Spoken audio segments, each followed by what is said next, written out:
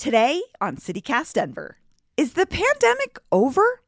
Depends on who you ask. But if you ask the owner of a local short-term rental like Airbnb or VRBO, they'll give you a resounding yes. We recently learned that short-term rentals generated record revenues in Denver last year, and more people are renting out space in their homes. So what's that like on the inside? And what is it doing to our city? My guests today are lifelong friends and veteran hosts in Denver, Pam Vanderpool and Pam Clifton, a.k.a. AirBnB. Oh, and stick around until the end of this episode. We've got an interview with election info you need to know, presented by our sponsor, New Era Colorado. Today is Monday, March 27th. I'm Bree Davies, and here's what Denver's talking about.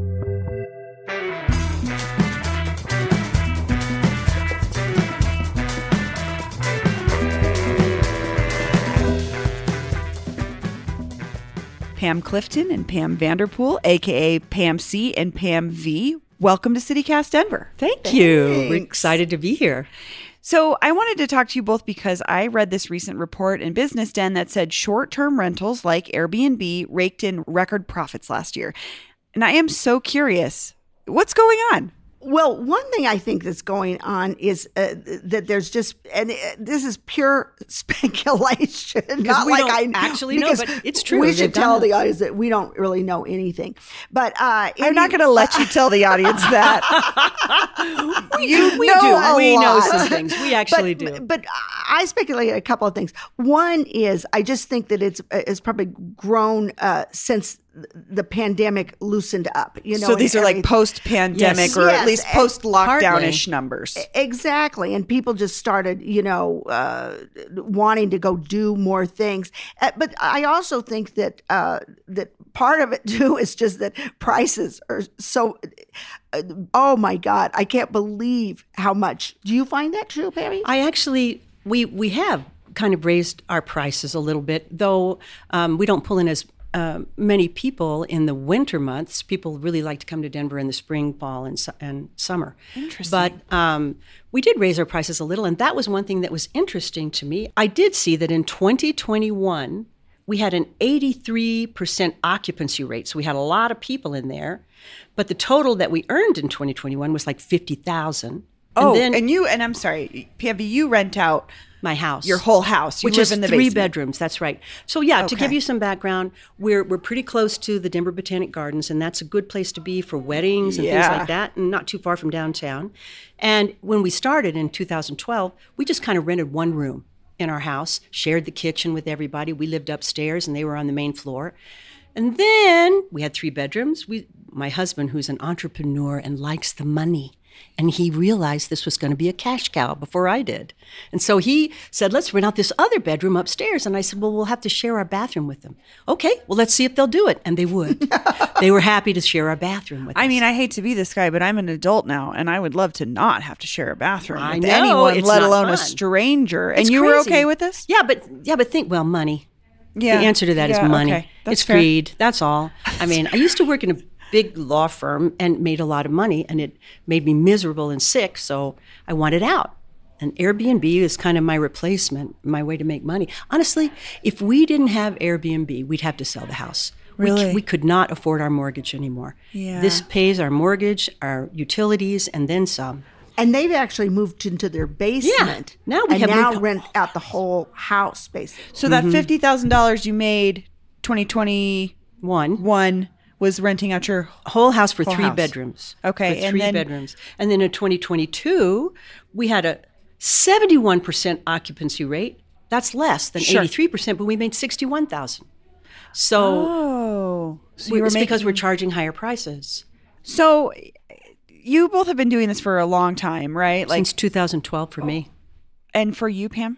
I did it for 3 years, but I didn't start until, I think, 2016. But you both are pretty seasoned. You get how it works. Can I ask, Pam, you talked a little bit about this. You stepped away from your professional life, wanted to make some money. Yes. But I also struggle because I imagine when you girls were maybe in your 20s, rents were different. You didn't have to do this supplementing to make your ends meet, kind of. Oh, God, yes. Do you see kind of where, I see it as like, is the gig economy great if this is what we have to do to live? But it also sounds like it does still give you both some freedom and flexibility, right? It does give you freedom and flexibility. But having adult children, we both see how really tough it is out there right now. It is an entirely different world.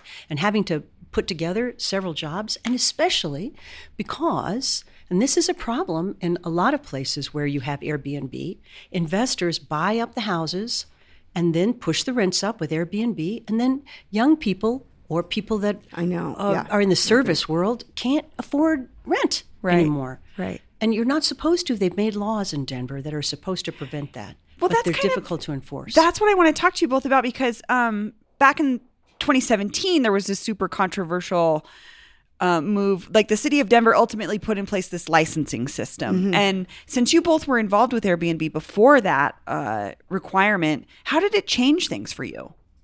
Well, it didn't really change things for us because we both originally lived in our own homes. So you were already the primary, because the regulation that they put in place in was our favor. Okay, because you have to be the prime. It has to be your primary residence for you to supposed to be rent it out as Airbnb if you live in Denver. Correct, and it really worked because I live in an area where there's all these little row houses, and that's what people were doing. People were buying them up, and then I'd see the little Airbnb locks, and I'm thinking, they're not, it's not kosher with the city on that. I know they were still doing them.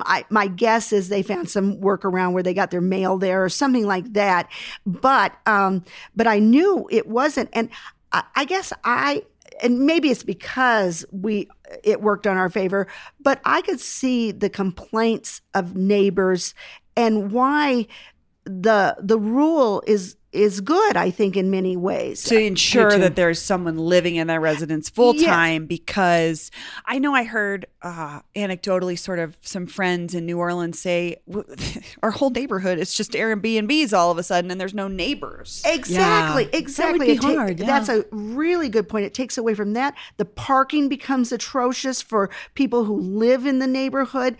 If it's all just Airbnbs, Sure. Yeah, sure. It's good. I know that there are people who are legitimate Airbnb hosts who own their own house and rent it out who are not present at the time, because really you only have to be there 187 days out of the year. That's the requirement. Right. If somebody has retired and they go to Florida for half the year, sure, then they can rent their house out in that time.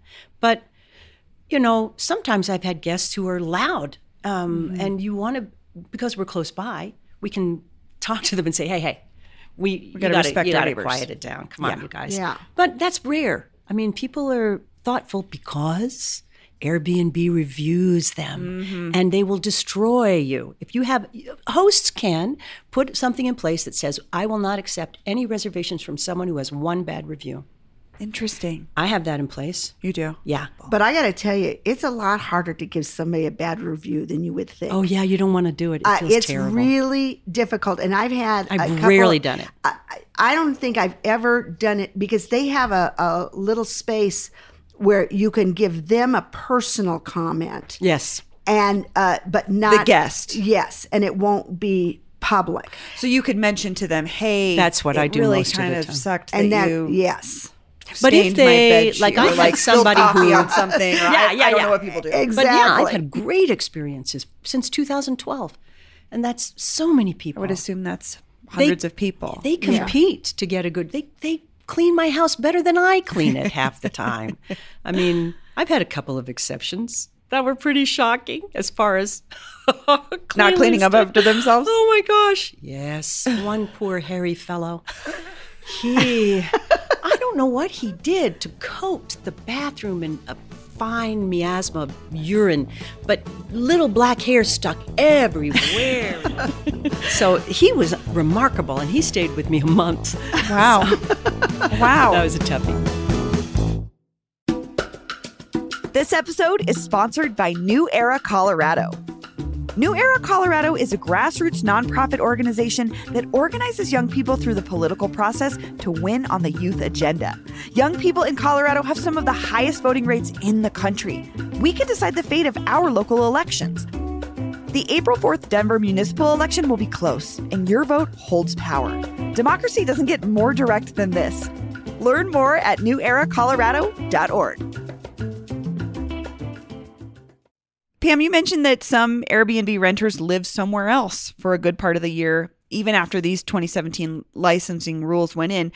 That makes me think about critics who would say, well, aren't you all driving up housing costs for the rest of us if you're sort of micro renting out your space instead of saying, I'll rent out my place to a long-term tenant?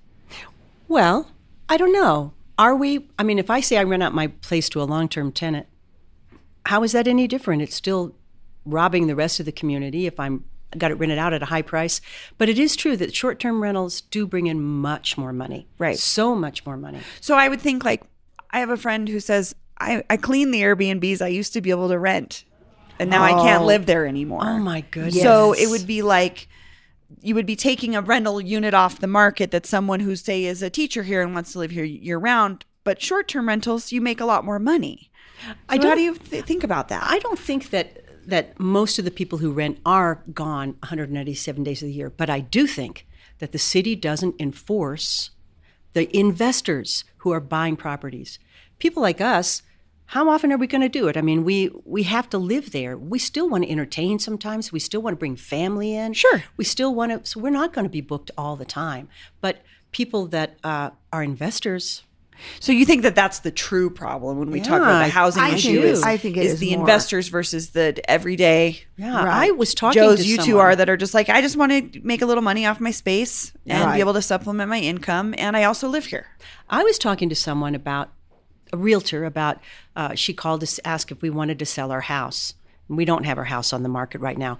But one thing she said to me was, you can sell that Airbnb business. You can sell that to whoever wants to buy your home. If an investor comes, I've seen that in real estate ads. Yeah, she does that high-end kind of client. Oh, don't worry, she told me. They aren't going to worry about interest rates because they'll pay cash. And she sells places in Dubai and all around the world. Oh, my And she gosh. says, you can get good money for that Airbnb business. And I knew she meant an investor was going to take my Interesting. house and then just use turn it for into their Airbnb. investment property. Yeah. So it's tough. I know the city requires that you put your license number on your listing.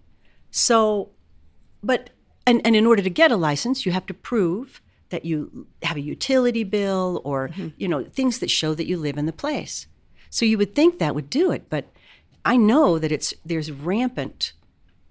investors rampantly breaking that law. So I want to think about the kind of people, like the people that come to visit Denver and stay in Airbnbs like yours. I'm sure they have certain expectations. So I think you two would know better than anyone. What are people looking for when they come to visit Denver? Besides marijuana? Yeah. Maybe this is me dancing around the weed question for sure. Well, listen, you can't dance around it if you have an Airbnb in Denver. That's for sure. Because, well, I think there's more places now that that are 420 friendly. Yes, Yeah, sure. exactly. I mean, all over the United States. Yes. But, a few years ago, that was a really big change for us when Denver accepted that. And we were probably, one of 4 states maybe, or 3 states that did that. And it's, I was always amazed, especially because I just rent out a room, how many people would come. They would go ask where the closest, dispensary was. And that was it. And the closest 7-Eleven, and they would hit the dispensary. They'd come back with 3 bags from 7-Eleven filled with food, junk food, and go up to that bedroom. And I wouldn't see him for about 3 days. And then they'd go, thanks, Pam. It was a wonderful time. And they would leave all the marijuana that they hadn't consumed. Oh, sure, because they can't take it on an airplane. That's right. And they came for their weed vacation. They tip us in weed. What do That's you, how they do it. Can I ask what you do with that weed? I have 2 adult sons, so Oh, it's not hard for me. Yeah, I have an adult son too, and a lot of friends. you're just putting it out in a bag Yeah, on we your give it to porch. That's friends. free We weed. do. Or guests come over and we say, "Hey, I have this joint thingy here. Yeah. If anybody wants to try it, I'd get left so much paraphernalia that I'd have to have my son come over and tell me what it did or what it was. I think, what is that? What is this wax thing? What's wax? I don't understand. Oh, yeah. So it's are you weird. two? Are your Airbnbs 420 friendly? Oh, yes, absolutely. Oh, yes. It's not illegal here. It's not illegal. My son knows a couple of people who flip homes and everything and have some Airbnbs that are really marketed and geared towards They do that. They'll say Yes. 420 friendly in the title of the listing Right, and that kind of thing. yeah. But I'm not that as much. I mean, I do have tourists who are there to do marijuana, but because I'm close to the Botanic Gardens, then there are a lot of weddings, and so they want to put family there for a wedding. Honestly, I thought when I started Airbnb that you had to have a place next to something like that. What's the draw? Why will anyone stay in my house? Right. Why would they stay in the That's middle not of true. what I feel like is just my regular old neighborhood? Oh, they will. They will. Because, a lot of the people who stay with me are young adults who live in the neighborhood, but they don't have room when their parents come to visit, when everybody wants to gather. They don't have a place for them. So they bring them to me. Our friend Big Gay Mark, who was our sidekick at I one did point. see a little note in your About Big Gay Mark. Big Gay Mark. I really would love to know about Big Gay Well, Mark. he wants to buy a property and that he's going to live in, but he loves the Golden Girls, and he wants to make it He a should do a Golden Golden Girls Girls themed. Airbnb. Brilliant. I know it. For some reason, millennials are obsessed with the Golden Girls, I which is know. not a problem. I think the show I is didn't know amazing. that. But I yes. did not know Oh, that. yes. Yes. Oh, yeah. Wow. They are. And someone will pay to do that. Yes, they do. It's just like a It's Star weird. Wars themed place. Yes. It's or- weird. Yeah, I thought about doing a haunted theme. I think I could make a lot of money with a haunted theme. Oh, you we totally actually are built on an area in Denver. There were graves under the Denver Botanic Gardens and Cheeseman Park. There are still 4,000 bodies in Cheeseman Park. Yeah, they people didn't don't know exhume that all story. of It's that. pretty gnarly what happened with those bodies. Yeah, you I could don't do a know. I might haunted. be, maybe I'll do a second listing. So I imagine some folks are listening to this going, this sounds like a pretty sweet deal. I could make some good money. Do you have any advice for someone who's thinking of getting into the Airbnb business?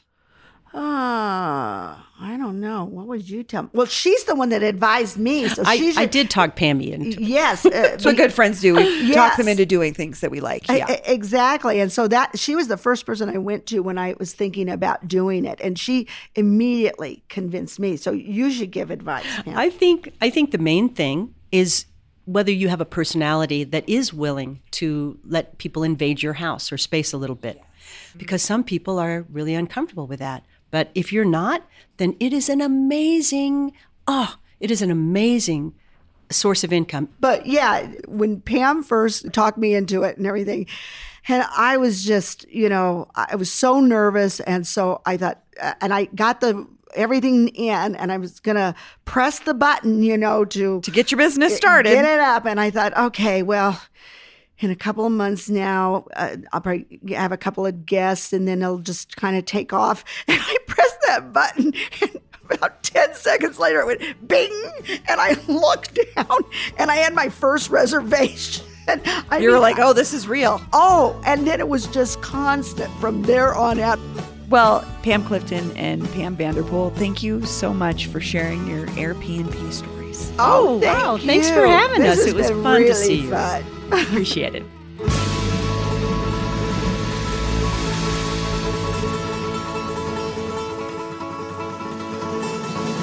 After speaking with Pam and Pam, we checked in with the Department of Excise and License about the allegation that they aren't enforcing the restrictions against real estate investors. It's kind of complicated, but a spokesperson told us that the allegation is, quote, completely not backed up by the data we have. He pointed to this year's record number of license applications denied, withdrawn, and surrendered as evidence of successful investigations. He said that they take enforcement, quote, very seriously. He even wrote in all caps, so you know that means it's pretty serious.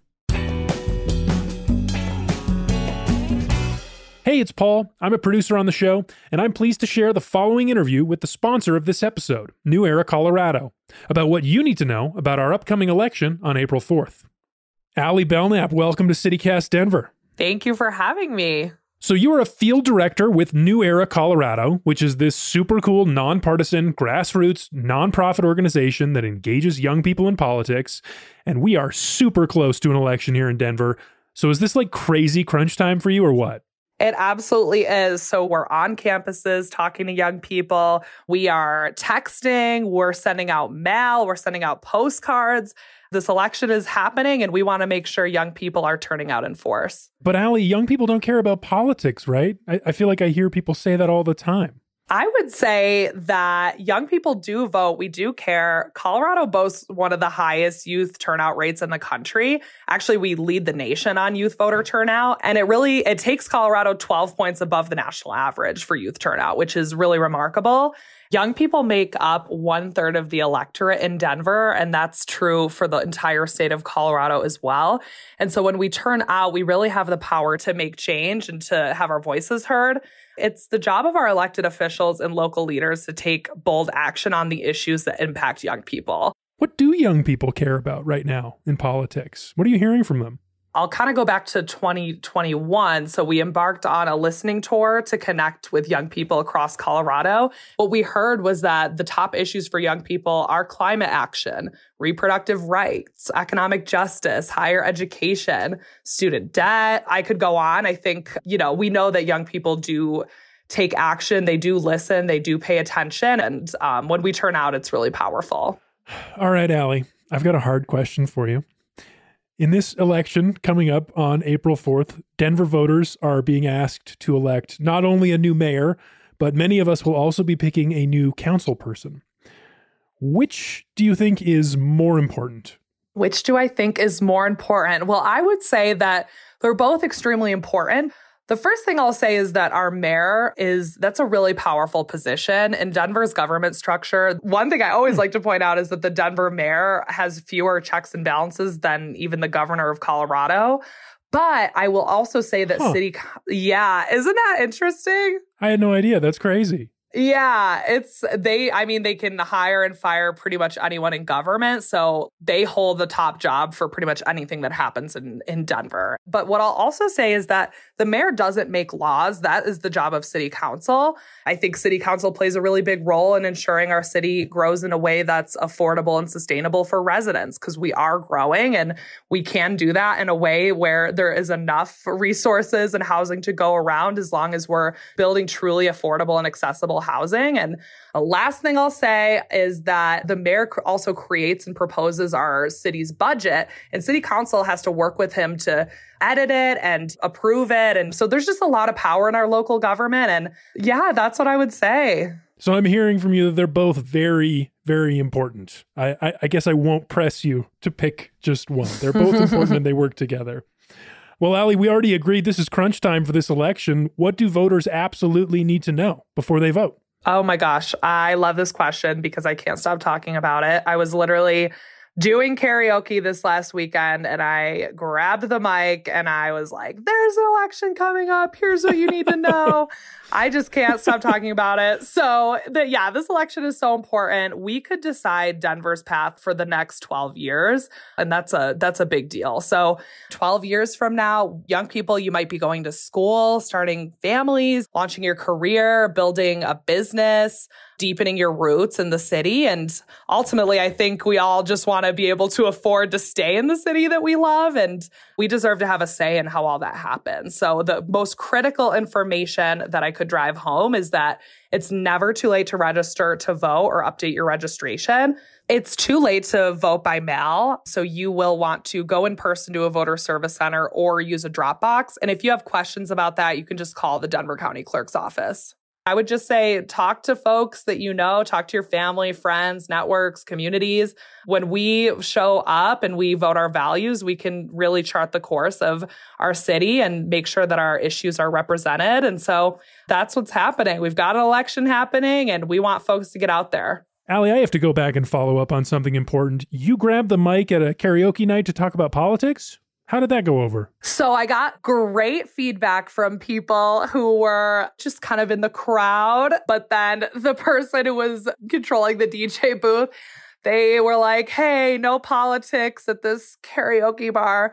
And, I accepted it. But somebody was so interested about it that I actually got them registered to vote online outside, which was very cool. Allie Belknap, thanks so much. Thank you. And And here's what else Denverites are talking about. The Broncos. Because they just might be building a new stadium after all. 9 News reports that the team recently sent a survey to season ticket holders asking where in the metro region they'd most like a new stadium and what sorts of features would be important to them. Obviously, this is a huge change for the city, posing all sorts of important questions, like who's going to pay for it? Thanks to Kyle Clark at 9 News, we know where the mayoral candidates stand. Of the 16 remaining hopefuls, only Mike Johnston said he's open to using public money to support the construction of a new Broncos stadium. And finally, a moment of Denver joy. A listener named Danielle wrote in with her moment of joy. Danielle says, quote, I enjoyed hearing about how Federico Peña saved the Mayan theater and the general discussion around theaters a few weeks back. So when a friend hit me up to see a movie and suggested the Mayan for a screening of Everything Everywhere All at Once, I couldn't say no, even though it's streaming for free on certain services right now. I will say the seats are definitely not great, but that shouldn't be a deterrent for folks wanting a unique movie-going experience. For any of my fellow Hoosiers listening, the Mayan gave me big Buskirk-Chumley Theater vibes from Bloomington. It's definitely a crusty old thing, but for some of us, that's actually appealing. Thanks, Danielle. And if you have a moment of Denver joy to share, we would love to hear it. You can email us, denver@citycast.fm, or text or leave us a voicemail with your name and neighborhood, and you might hear it on the show. Our Moment of Denver Joy hotline is 720-500-5418. Again, that's 720-500-5418. That's all for today here on CityCast Denver. If you enjoyed the show, why not take a minute to tell the Golden Girls about us? Rate the show wherever you get your podcasts and subscribe to our morning newsletter, Hey Denver, by texting Denver to 66866. We'll be back tomorrow morning with more news from around the city. Bye.